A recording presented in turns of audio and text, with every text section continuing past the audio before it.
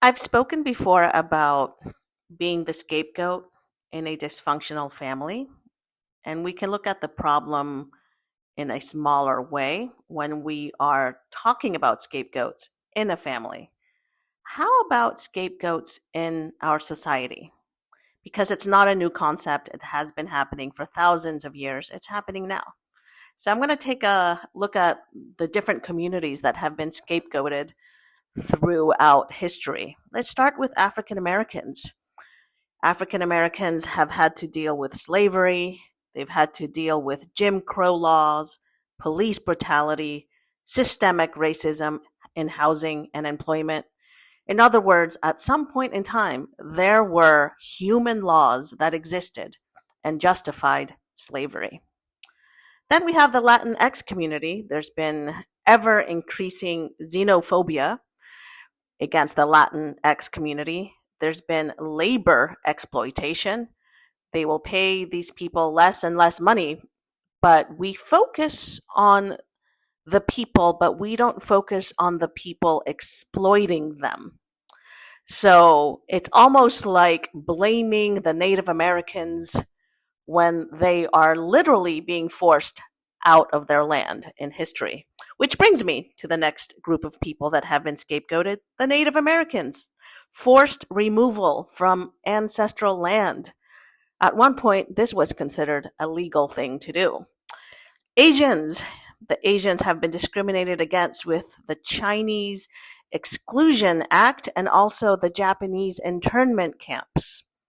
Yes, this was all acceptable in the society at the time. Then we go to the LGBTQ plus community, homophobia, transphobia, discrimination in the workplace, discrimination by churches and religions. It's never ending. Then we go to the Jewish people, the Muslims. There's endless hate crimes and phobia against people from different religions. Now, this has happened in many wars throughout history that religions are always fighting each other because each group of people think they have the answer.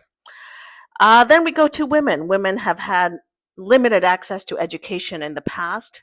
Employment wages are never fair. Men are still making more money than women for the same jobs.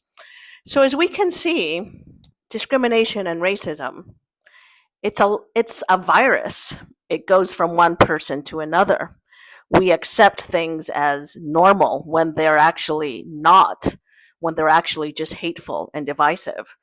So next time you think of your group of people and you think, well, this doesn't affect me.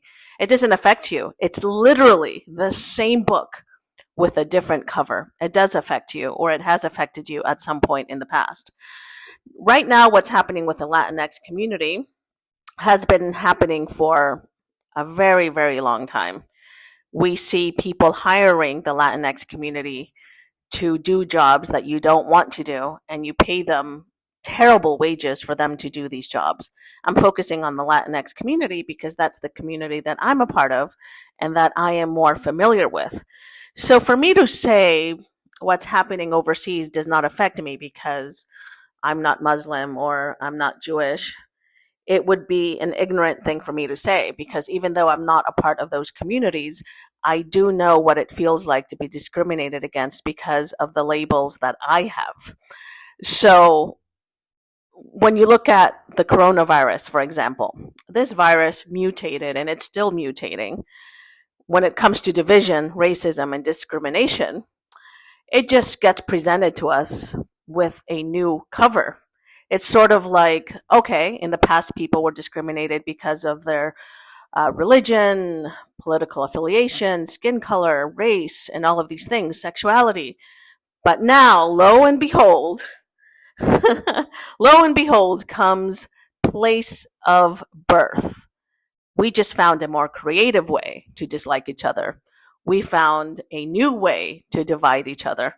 And like I said before, same exact book, different cover.